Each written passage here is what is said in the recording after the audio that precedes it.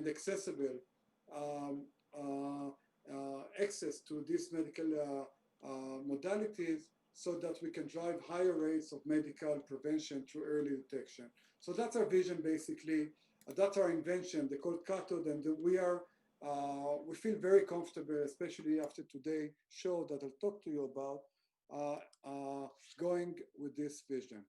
Just a little bit of technology. Again, I will touch upon it, and you'll see in the video the demonstration. But just for those that want to see, on the bottom side of this slide, you can see a wafer. This is a silicon wafer. Each one of these little squares represent an X-ray source. Again, temperature is room temperature, alternative to William Röntgen, 2000 degrees Celsius. You see also a clean room that we have in Japan.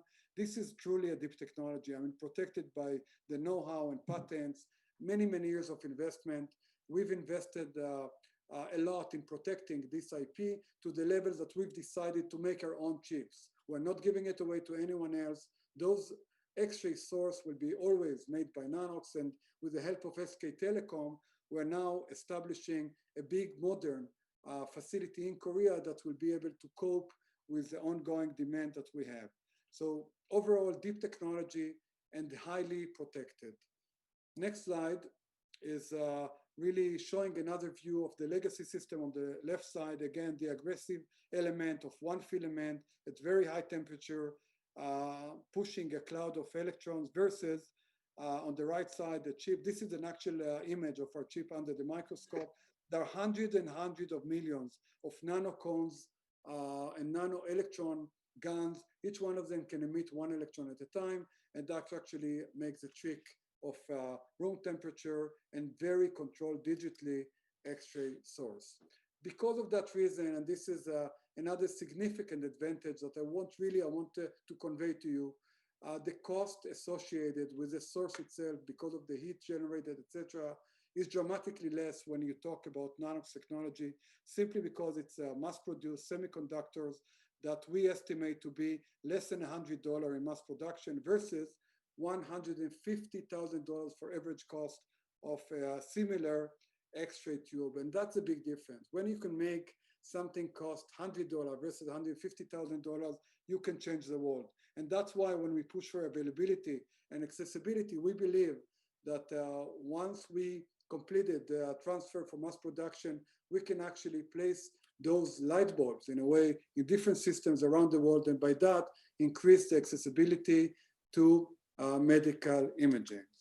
All of that we're doing through this machine. So that's the first full system of Nanox. What we did here, we actually assembled a few of those tubes inside this arc, and you'll see in the video soon the way we do it. And this machine actually is able to screen the full body from different angles, different energy levels, and the combination provide access to excellent clinical images that can be analyzed locally, but our idea is to analyze it over the cloud, simply because of the fact that radiologists can sit in one location, patient can be in other location, especially for countries that do not have any access to medical imaging.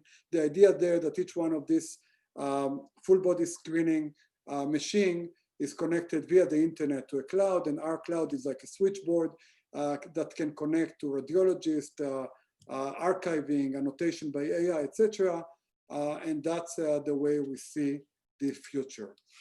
Let's talk about regulatory paths. Like any medical device, we need to get clearances in the countries that we're working at. Right now, we have 13 countries that we need to clear. The first one, of course, is in the US, which is the FDA. As I said before, we expect to get a clearance for a commercial device during the first half of the year. We took a multi-step approach in the US. Actually, we already submitted a single source device as a 510K submission in January of 2020. And additional, I would say, we completed this by September of 2020, and we expect that to be cleared soon. And on top of that, we're going to have a multi-source submission, and that will be for the commercial device already.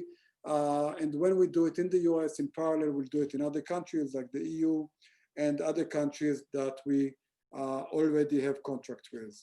Overall, just from top line, Our technology is ready. We're making the product. We're going to submit in multiple countries and expect to get clearances during the first half of the year, at least for some countries, including the US, which will enable us to go live and actually make business in multiple countries based on the contract we signed as soon as the second half of this year. We also, it's worth to mention that we are planning to ship over 1,000 units in the second half of the year, and we're geared up totally from a capacity point of view.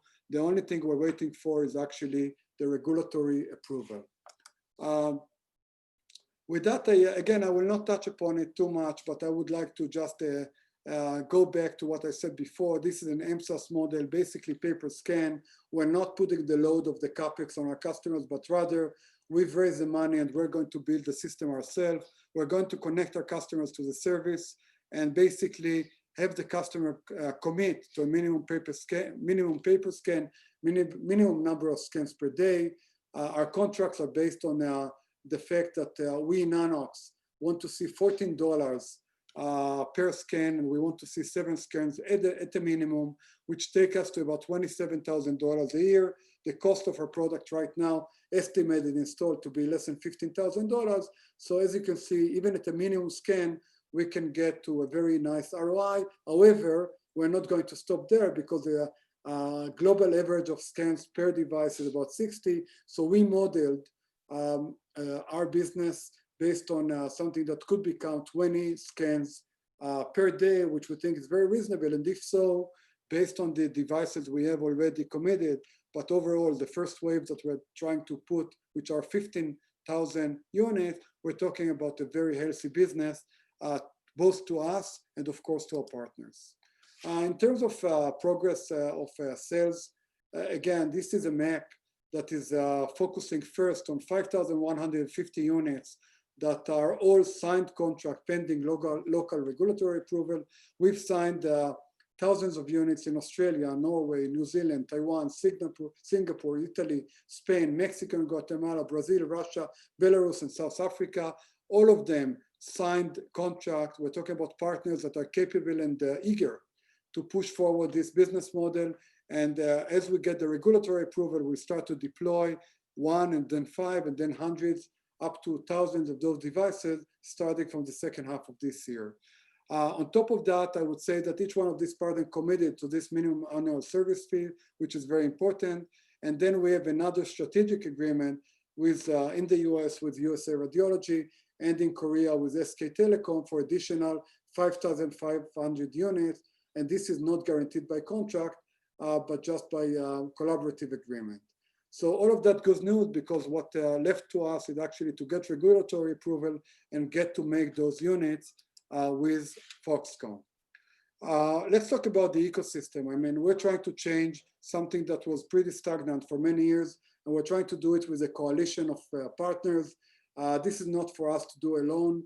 And what you see here is a kind of, I would say, roadmap of where we are going to find ourselves. All of those names are companies that already signed a contract with us, but you can see that we have 3 categories. First and foremost, we have strategic partners, those that can help us to scale, but also can use our technology for their own use. And we expect this list to grow and grow over time. In the middle, you see the new, I would say, era of software companies that can implement AI technology to better annotize, I would say, and give radiologists a better access to data. And as you can see, we already signed with a handful of companies. And as we speak, the interest level, especially in RSNA, that we get is giving me the feeling that we'll see many more to come. And on the right side, of course, these are the deployment partner. These are the companies that actually are working locally, territory by territory. They know the market, they know their customers. They're committed to carry on this vision, and we trust them to actually make our service available in their own countries. So that's really the philosophy there.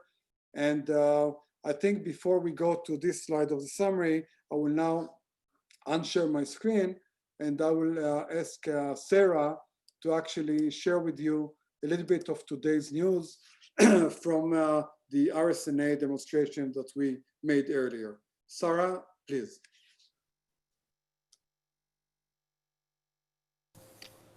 Hello and welcome to Nanox. Welcome to the RSNA 2020. My name is Ran Polyakin. I'm the CEO of Nanox. And today I will be your host in this demonstration of Nanox technology and system. We are streaming live, actually. You see here at Bloomberg. We're streaming live from the heart of Israel. And as you can see, there are many people behind me, all working tediously in order to realize this vision. But this is not a local story. Actually, for years now, we've been collaborating with our teams in Japan, South Korea, United States, and of course in Israel, all with the intent to bring something new to the world of radiology, to create availability and accessibility to medical imaging. Together with me, I'm very happy to have two radiologists, certified radiologists from the US that join us today to guide us through the images. So thank you very much for joining us, Dr. Hughes, Dr. Shabshin. You will take us through the images. Again, thank you for coming, and maybe a word of introduction. Hi, I'm Nova Shabshin. I'm a musculoskeletal academic radiologist for the past 20 years and even more. And I'm working in Israel at Clalit Healthcare Services and in the US at Penn Medicine, Philadelphia. I've been working with startup companies for the past 18 years. And I'm Dr. Michael Hughes. I'm so pleased to be here. I'm a board-certified radiologist, practicing for over 15 years. I'm a CEO of Yoserat Holdings, company which is backed by Siemens Healthineers and other venture capital firms. And I'm also on the advisory board of Nanox. Thank you so much. Okay, thank you guys for joining us. And our radiologists will join me later to actually analyze those images. And let's start the magic. So the magic actually happened here. This is our demo room. We're going to go in and outside later on. What you can see here is amazing two devices that are based on Nanox technology. We're going to demonstrate the way they work. We're going to show you the functionality and the freedom with these two machines. But before that, I want to talk about technology. I'm a technologist. I want to tell you about the technology of Nanox that enables all of that. So you know, Nanox was originated technology in Japan, and we've been working for years and years to perfect something that actually William Röntgen did many years ago, over 100 years ago. William Röntgen created the mechanism to stream electrons into an X-ray. And this is RSNA, so many radiologists, you know that in order to create X-ray, you need a stream of electrons. So he's doing it in an analog thermionic way. Namely, he's taking a filament, taking it over 1,000 degrees C, and then there is a cloud of electrons ready to move into the anode. Well, it's very workable, but a lot of challenges. What we've been focusing in the last 8 years is actually create a true alternative to William Röntgen X-ray source, one that is digital and one that can work in room temperature. And what I'm going to show you here is the basis of this revolution. Namely, it's nanotechnology implemented on a semiconductor for the first time ever, and we call it a chip. So what I'm holding here may look to you small, but this is a significant invention. This is a MEMS chip with nanotechnology that creates a stream of electrons that is controlled digitally. Under the microscope, if you look, you can see hundreds and hundreds of millions of little electron guns that can emit one electron at a time. And that's very important because if you can control the stream of electrons and you can independently control the MA and KV, you can actually create that. And this is Nanox X-ray tube. This is the core technology that we have. This is the first ever nanotechnology tube that can go the entire range of X-ray, that can play with MA, KV independency, and it's very low cost, so much low cost that you can place many of those, hence our vision to propel the universe with those light bulbs that can actually give very good images, as you'll see in a minute. Now, just for comparison, you need to understand that what we have here is a traditional, typical X-ray thermionic source. So we have the glass, we have a rotating anode, we need to rotate it via an engine, and we put all of this in a basin of oil, and that's entail a lot of limitations. So that's basically the technology that we've developed. Again, deep technology. I like to call it deep because it's over a decade of development, and it all comes down to this. And this we can make in mass production in very, very low cost. Now, the next question you ask me, okay, we got it, but can you get X-ray? And you know what? I want to try it. I want to see if this little, really little, it's like a weight of an apple, tube can generate an X-ray. So please follow me, and we'll take you through a 2D X-ray modality and see if we can take a phantom of a wrist there. So we're going now, and we see our radiologist. This is our control room. We'll get there in a minute, but we're going through this X-ray room, and we're going to meet you on the other side, showing you the X-ray machine. Well, what you see here is a 2D modality of X-ray. It's very typical. You can see it in every hospital. The only big difference is that this is Nanox, which means that this head here has this tube inside. And what I want to confirm or establish with you before we move on is that we can actually take this phantom. This is a phantom of a wrist. We can place it on the detector, and we can actually take an image that is an X-ray image. You know what? I have a better idea. I feel like making history. I'm so happy that so many people came to join us today, and I want to refer to 1895. This is the time that William Röntgen took an image of his wife. It's very iconic for X-ray. And what I want to do now, with your permission, I want to put an apron on and actually take an image of my hand. So I need the help from one of my team. Gili, can you help me with the apron, please? And you know what? Let's take away this phantom. We don't need it. We'll take my hand. So now I'm going to put this apron that is supposed to protect me from the radiation. Oops. Okay, and with that, now I'm protected. I will sit and I will try to ask Gili to take an image of my hand. So can you hit the button, Gili? Okay, we're done. So now we took an X-ray image of my hand. I don't know how it's going to come out. This is a true real-life demo, so I have no idea if it even took the image. I heard the beep, and now I'm going to go out, and my team is going to help me to get out these 25 kilos of apron. Thank you very much. As you can see, I keep holding this technology. This is very precious technology. So what is happening now from the X-ray room, the images are being uploaded to our system. It's taking a bit of a time. And when it comes up, I will simply ask our audiologists to confirm very, very simple thing. I will ask them if they get the image and if this image is acceptable to them compared to other analog image. So it will take a bit of time. In the meantime, actually, you can watch beyond this glass, and you can see this beautiful machine. And here I see that, actually, I see my hand. As you can see, my wrist is very noticeable. And as you can see, I'm still married. Okay, 28 years yesterday.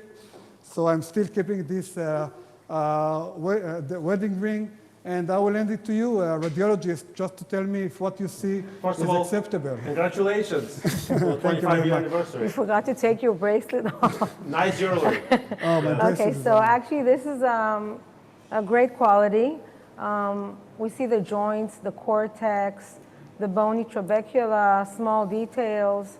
Yeah, it's at least as good as the ones I'm used to seeing in my daily practice. Some skin folds and fat planes. I can play with the window. I couldn't tell the difference from can you window a little bit? Sure. I couldn't tell the difference from analog technology. This is quite impressive. We can even see the button of your jacket. Okay. Good contrast between bony and soft tissues, for sure. I like it. Okay, anything to say about the KVMA that you want to tell me? Yeah, this was done. I just want to confirm that it was done, as we spoke before, with KVP of 40 and mass of 1.5, right? And typically, the X-rays are done at KVP of 50 to 60 and MA of about 3 to 5. Yeah. Okay, thank you very much, Dr. Hughes, Dr. Shapchin. This was for me a confirmation because we talked to you about nanotechnology, we showed the modality, and then we wanted to confirm that we can actually generate a very simple 2D X-ray. Now I want to step up the game a notch, and I ask you to follow me into the magic room, the demo room where we have Nanox 2 system in. I want to explain what we did here, and I want you guys to be as impressed as I am, because what we did here is very unique.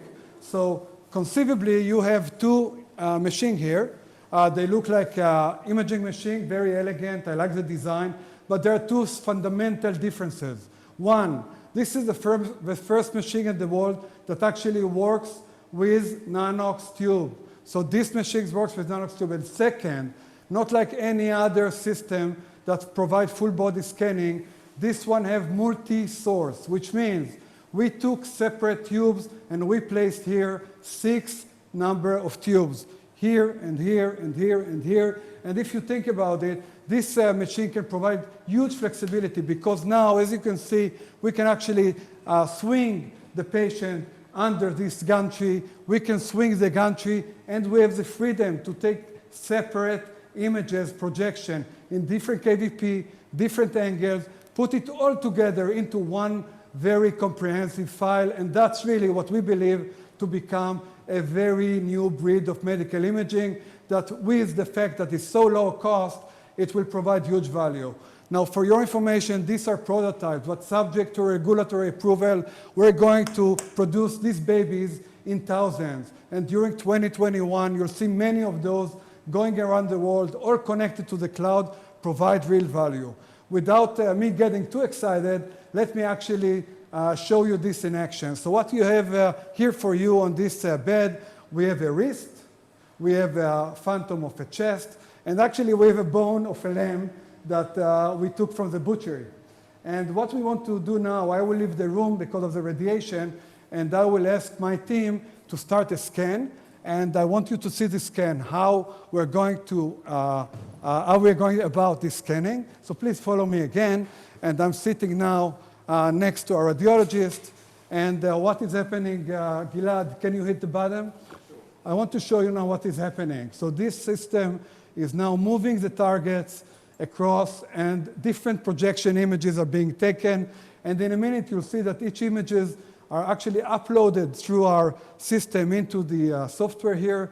But for now, what you see is that the image is scanning, and you can hear the noise, scanning different projections. By the way, different body part calls from different recipes. So we optimize, we call it the Nanox Atlas, which is a unique recipe. And you can see as we speak, the images coming up here. So we take many, many images. Remember, we have many tubes, many angles, many KVPs. And to provide a perfect image, we're combining all of them together. And in a minute, those images will start to upload. And there again, we have the wrist. And remember, we took 2D image of my hand. Now we have something different of hand. We took the chest, and we took a bone from the butchery, actually.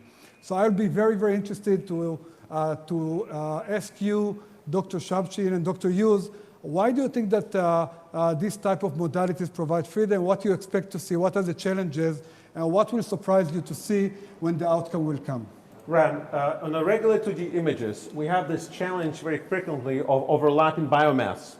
And in the 3D tomosynthesis imaging, we are able to avoid this problem. And we will want to demonstrate you some images now. Okay, fantastic. And actually, Dr. Hughes, I see that the images came. So for the audience to understand, we took images inside, upload many of them there. Our software combine it into something that our radiologists are going to review now and explain. So I will step back and get the professional to explain to me and to the audience what's going on. Okay, so this is a 2D study that was performed yesterday, as you can see the date here. And Michael, do you see, what do you think about the joints? I think it looks normal. It's a phantom, but I don't see any abnormalities. Do you see anything that is suspicious for a fracture, a bone lesion, erosions?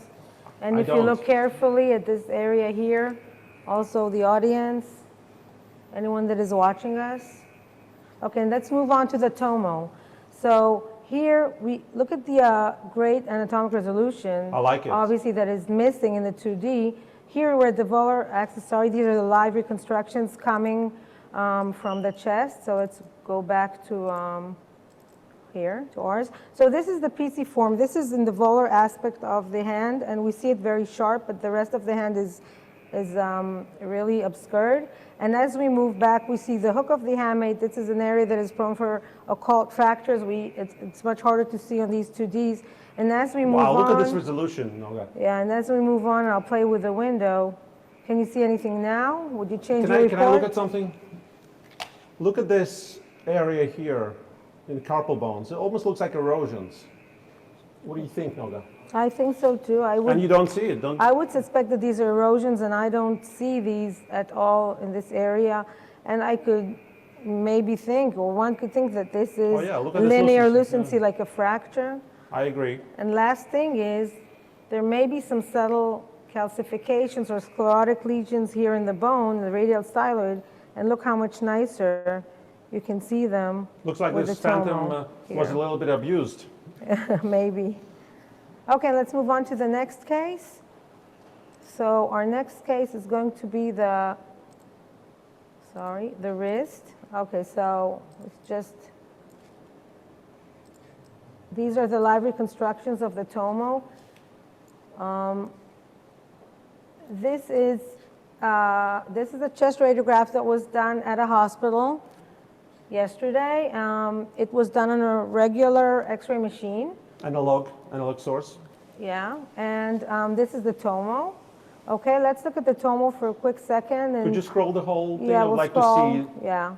the whole images. As you can see now, we are anterior. We'll study. So we can see the sternum very well. There's no way to see the sternum here.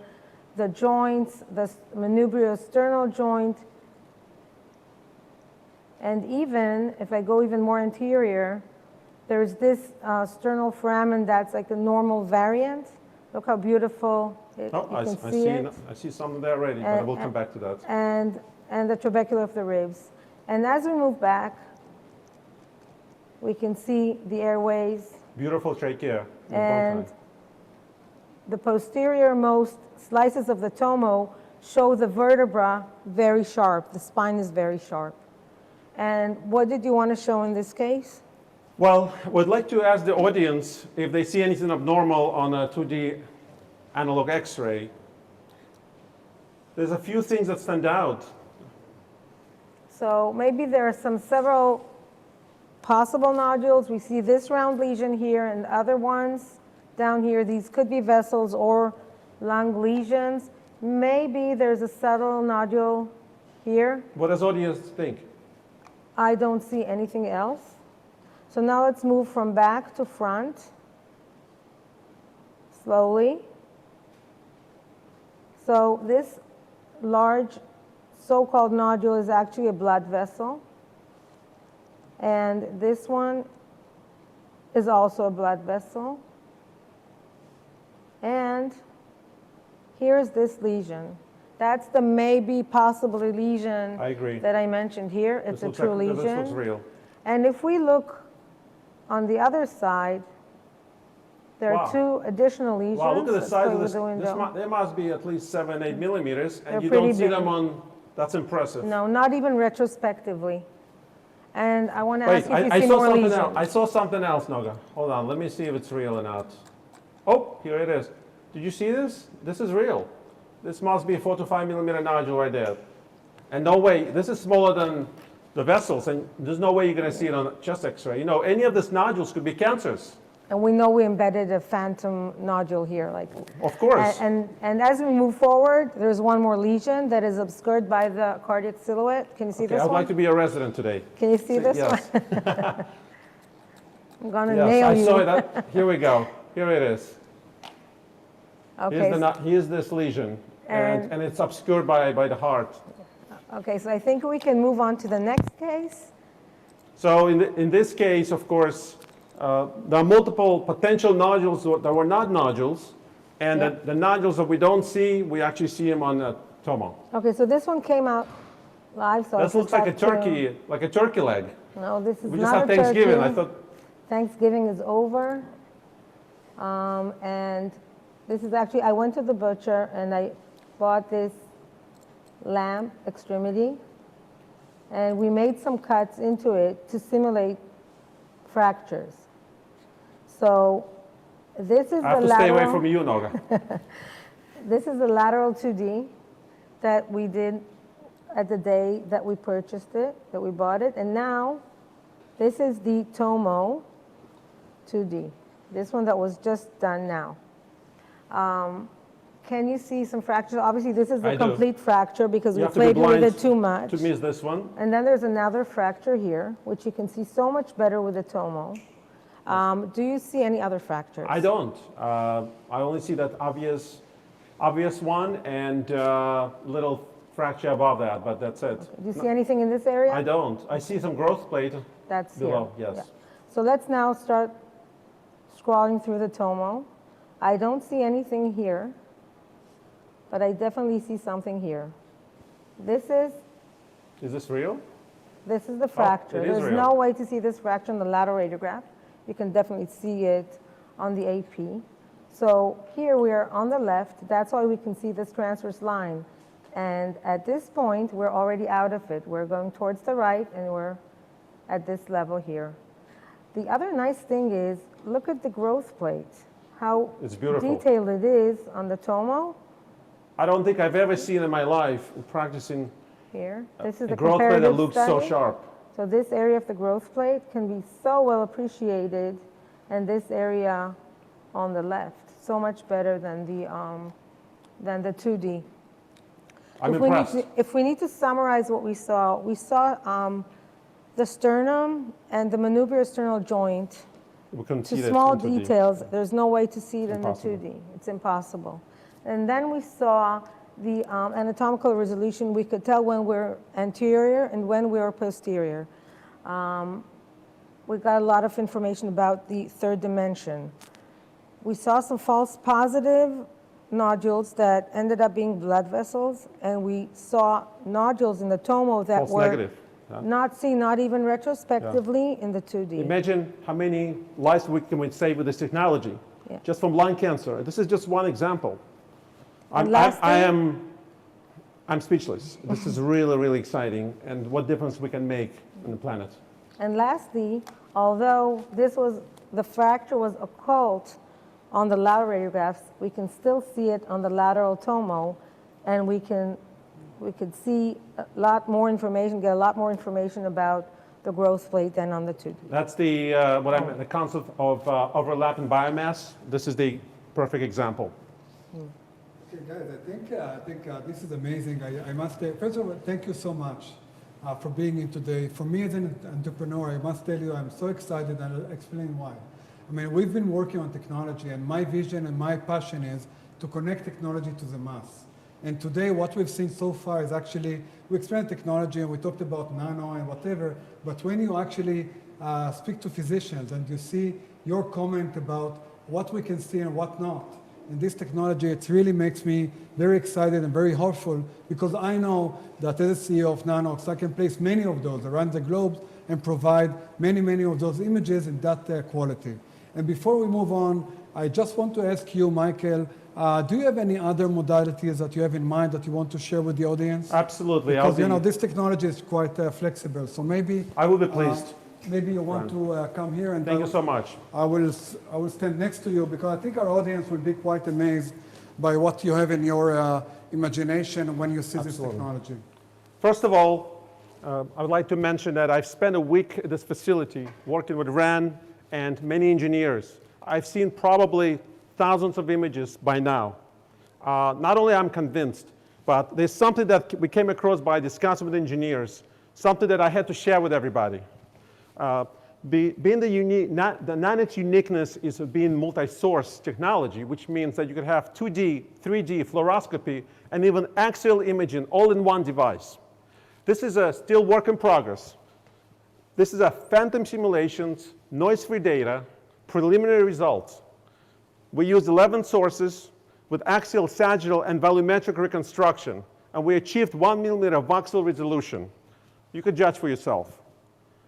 To summarize, this is exciting. And I'm very emotional because I can imagine what this technology can be done to people throughout the world.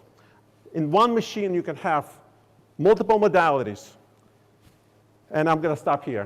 Thank you very much, Dr. Yu, Dr. Shabshin. And with that, I think there is no better way to go back into where the magic is and to summarize the day. So please follow me again into our demo room, where we have the two machines of Nanox waiting to be operated and propelled around the globe. So again, Just I want the camera to see this beautiful machine again. Remember, this is a core technology. This is what we've invented. And today we actually connected the dot between the technology and an actual radiologist looking at an image and attach value to that. And that's really important to us.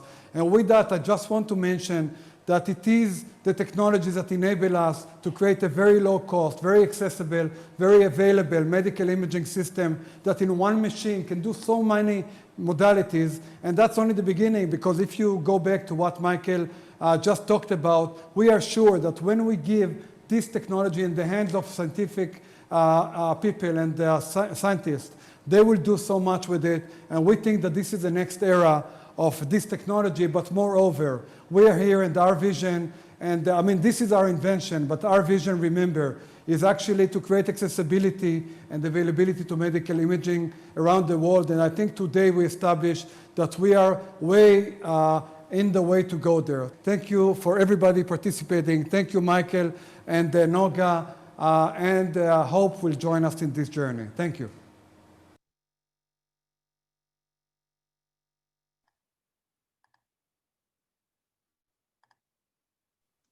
Thank you, everyone. At this time, I'll now turn the call over to Bob Yedid at LifeSci Advisors for the Q&A session. Please go ahead, Bob. Great. Thank you very much. I really appreciate Rand. That was an outstanding presentation and video. With us are, as Rand mentioned, are Lydia Edwards, President of Nanox USA, as well as Yitzhak Mayan, who is the CFO of the company. So with that, let's start with the questions. Ravi Misra, I see you have raised your hands from Berenberg. If you could please unmute yourself and go next, please. Hi, thanks for taking the question. Can you hear me okay, guys? And Lydia, thanks. So congratulations on the demonstration. I think it's a big moment for the company. You know, in the few hours since the demonstration, can you maybe talk about the types of questions you've been getting from clinicians at RSNA? I'm curious, kind of, what are people asking about now that they've seen this device, you know, some of the capabilities or technical specs in terms of uptime or kind of installation requirements? You know, I'm more curious about some of the scientific questions rather than the commercial aspects that you may be getting so far. And then I have one follow-up. Thank you. Okay, and thank you, Ravi, and thank you for joining today. Lydia, do you want to take this one, since you're present in the RSNA at all times? So maybe you can take this one. So overall, we're getting a large number of mostly technical questions from the professional community. It was really exciting to see that one of the keynotes in the opening for RSNA was limited worldwide access to medical imaging, and the equipment, and basically the lack of radiologists in the developing countries because there are so few resources, which this is exactly the purpose of Nanox, as we know. We've heard that from Rand repeatedly, and that is the Nanox vision.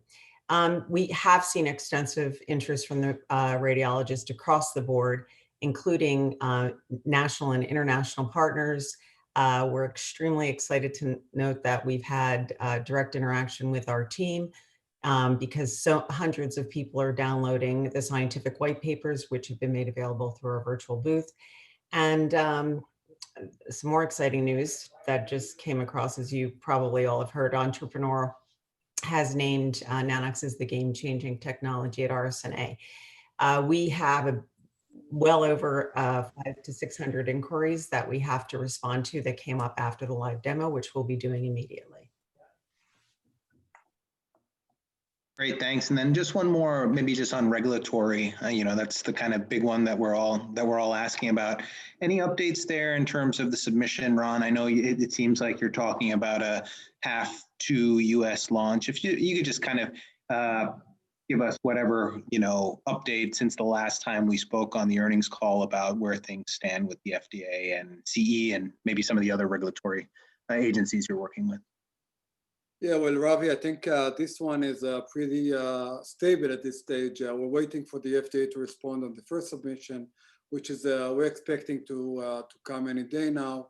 And in parallel to that, to commercial our device that we show on the video, we actually need to submit a multi-source submission, both in the US and other countries. That is happening very, very soon.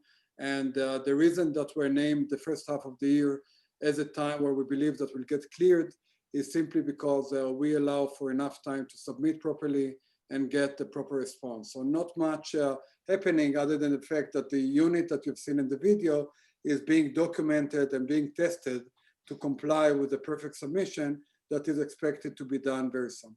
And if I could just sneak one more last one in there, do you anticipate any sort of inspections or kind of site visits on the manufacturing ahead of that? Thanks and congrats again. Now, of course, I mean, to comply with the FDA, you have a huge amount of things that you need to comply with, including third-party certification about the quality of the way you do things and other such, I would say, audit that is done through third party, and we're no different. So we expect all of that to be done as part of the review of our submission.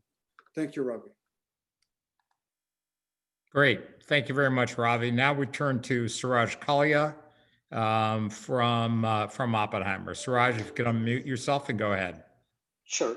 Hey, Ron, it's Lydia, everyone. Congrats on the presentations. Can you hear me all right? Yes, we can. Yeah, we can. Perfect. So, Ron, one technical question from my side. I think so Dr. Shabshin mentioned this. I hope I pronounced her name right, but I just wanted to make sure I got that right. So the chest that was measured was a phantom with a nodule and vasculature in it, right? And the side-by-side image was measured at Schneider Children's Hospital. That was the phantom that was measured at Schneider's Hospital, not a human chest X-ray, correct? Yeah, you're right. So it's the same phantom. We took one image quickly at the Schneider Hospital, and the same phantom actually we did in the live event, and this is the one that was uploaded to the Tomo. So it's the same object. One is a 2D image by analog. The other one is a Nanox image that you saw live, uploaded, and examined. Got it. Okay, fair enough. And Ron, the Nanox Arc in action today had a ceramic tube or a glass tube? Ceramic tube. Ceramic tube. Okay. And remind us on the X-ray tube, Ron, where is the receptacle, the high voltage receptacle for the Nanox tube? No, you're talking about, yeah. So I mean, the tube itself is a combination of anode and cathode. So the anode is being driven by a high voltage circuit that is, sorry? No, I was just saying the high voltage receptacle because you have to connect it. I was just curious where does that get configured? I'm getting there. So inside the gantry, we have connecting one by one the tubes into the high power voltage and all the way to a card, a PCB card that is then connecting to the high power supply. Got it. Okay. That was great. I do appreciate your help. Those are all the questions I have. Congrats again. Okay, great. Next, we'll turn to Steve Halper, Equity Research Analyst at Cantor Fitzgerald. Steve? Yeah. Hi, can you hear me? Yes, we can. Hi, how are you? So I just wanted to go back to the regulatory commentary. We're waiting for some feedback on the single source, but does that prevent you from submitting the multi-source application? No. Yeah, not at all, Steve. Actually, we're working tediously now on submitting the multi-source. What was holding us up was actually to complete the prototype, run through the test, see that the images are to the satisfactory of our radiologist. It's a parallel process, and in no way or shape limiting us from submitting when we're ready. We're simply not ready. We're documenting as we speak. We're taking the third-party testing, and once this is done, we'll submit, and that's expected to be in the next weeks. In the next? Yeah, in the next weeks. I mean, weeks to months. Oh, I mean, next week. Yeah. Okay. Next week. That's helpful. I'm sorry, when Steve, Steve, I'm sorry to clarify. Next weeks, not week. So it may be, yeah. Okay. Sorry. So when you look at the prototype that you showed at RSNA today, as a are you like 90% there in terms of the design? Like, could you give us a percentage of where you're at in terms of the design aspects of the prototype? Yeah, I mean, this prototype represents what we're going to make. This is 100% our design. Okay. If you recall, we used to have a previous prototype that was reviewed by our customers, and that was a prototype, and we got some comments. So the model that we've shown today is 100% what we want to make, and actually we're making. So we're making, I think, 110 of those as we speak, 10 in Israel and another 100 outside of Israel as we speak, exactly by the same design. We're very happy with the performance. We're very happy with the reliability. And we think that this is a winner product simply because we also believe that we can make it at the target cost over time. And that's something that we believe. And actually, we got some evidence today by radiologists that provide a huge value to our customers. So it's absolutely what we're going to make. Right. And the 100 that you're working on outside of Israel, is that being done by Foxconn? It's done with collaboration with Foxconn. I mean, we're still fighting the coronavirus quarantine issues, but those units are going to be made most likely by Foxconn. And by the way, the usage of them will be actually to do a dry run, because remember, even though we commercially start to deploy in mass at the second half of the year, during the first half of the year, we'll see many units that are going to be shipped, deployed, and actually have a dry run connected with the cloud and make sure that everything is done. We're going to train our partners. We're going to train a team of technicians that will operate the system. So all of that is happening with 110 units that are being made as we speak, and will be shipped to the designated countries that we've signed contract with. Thanks. Congrats on the demo today. Thank you so much, Steve. Great. Thank you very much. I have a few questions that have been submitted by the audience, if I could run through those. And part of this relates to a comment that just made. Yitzhak, I think this is something you could cover, which is Ran had displayed a ceramic tube in the video. Actually, let me back up. We started talking about a Japanese fab that you have currently to produce the MEMS chips to support the initial launch. And do you have a sense of what the capacity of that fab is in terms of the number of machines that could be produced? Absolutely. Thank you both for the question. Yitzhak, if you can move a little closer, we're having a little trouble hearing you. Thank you. Yeah.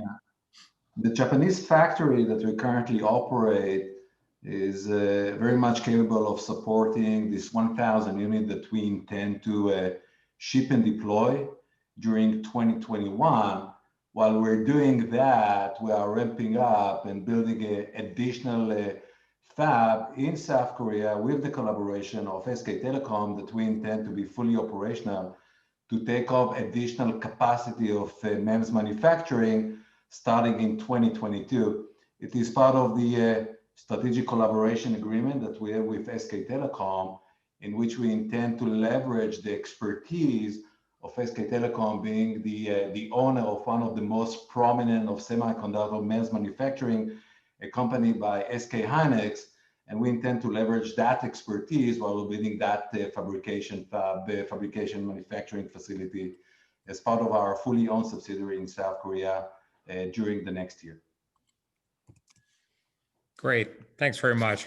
And the other question related to that I was trying to get to, which is in terms of the ceramic tube that Ran displayed, are the initial shipments going to have the ceramic tube, or is there a combination of both ceramic and glass? No, it's all ceramic. Yeah, it's a very good question. Meaning, first of all, it's very important to mention that in terms of the throughput, in terms of the functionality, both the glass tube as well as the ceramic tube can actually cover all the standard X-ray throughputs like any other analog X-ray device. However, in terms of the manufacturing, there is much more efficient cost structure of producing our tube by ceramic. And as part of our ramp up of overall capacity of our tube manufacturer, we intend to transition into ceramic tube manufacturing, and we do anticipate that the vast majority of the unit that we ship next year will contain ceramic tubes.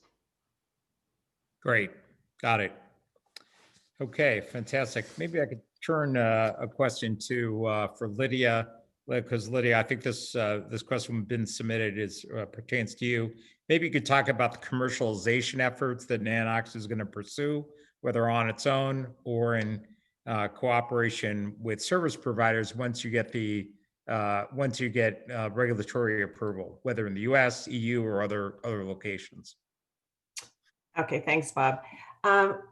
Basically, our overall go-to-market strategy is based on collaboration with strong partners. That includes local service providers, AI companies, radiology organizations, and medical data and image management cloud software companies like Ambra. As you know, we've just announced an agreement with them.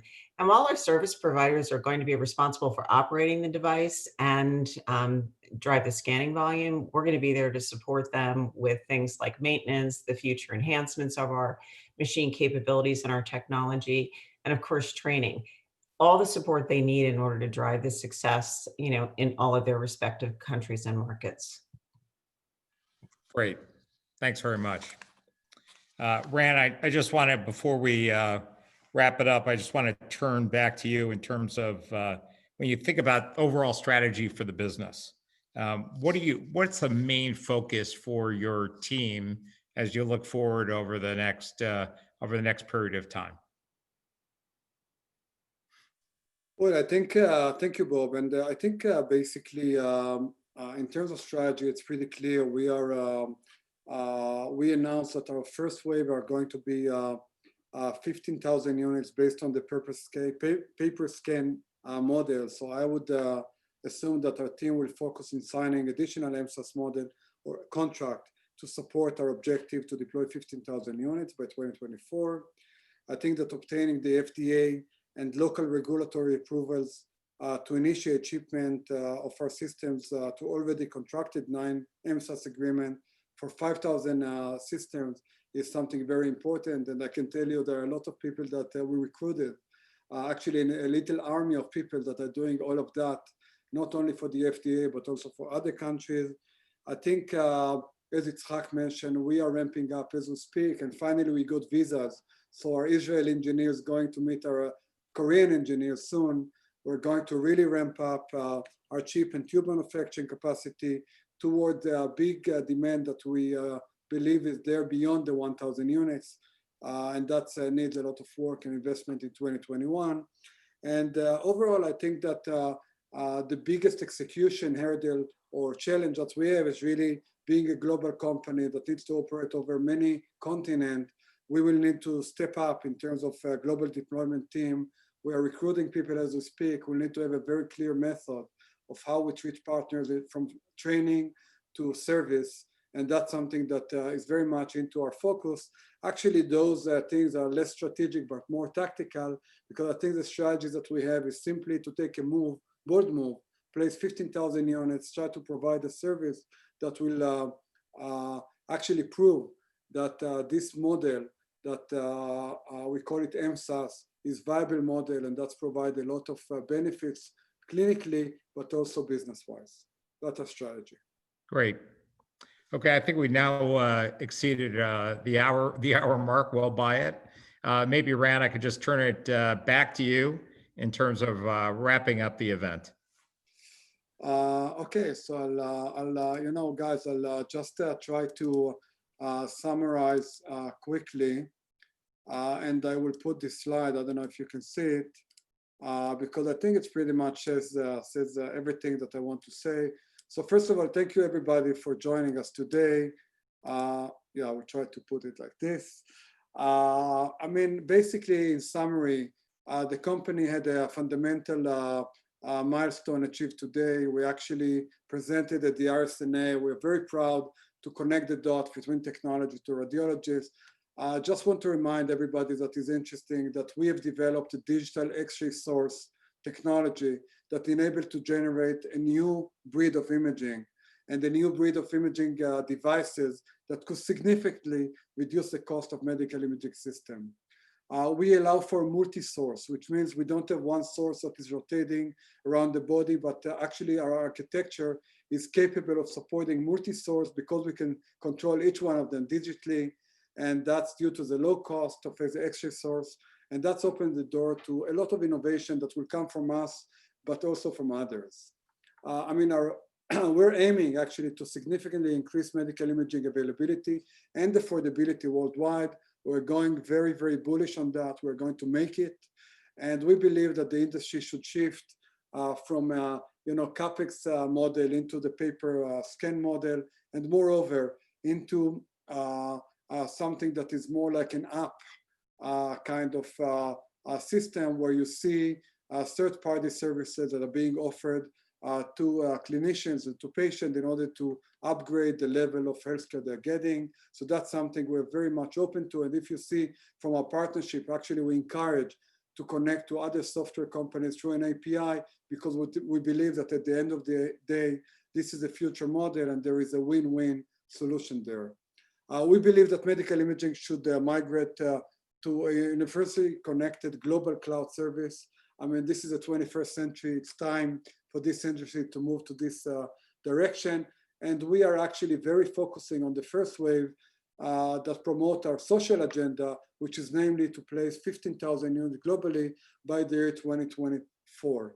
So, I mean, for you audience, I would just say, please join us in this journey. We believe that our invention is important, but our vision is even much more important. We feel really privileged to be part of this company, and we promise you, we will not stop until we see 15,000 units out there providing a better health. So I want to thank everybody for joining today, and thank you, Bob, for facilitating this investor conference. Thank you very much. Ran, thank you very much. And that concludes today's event.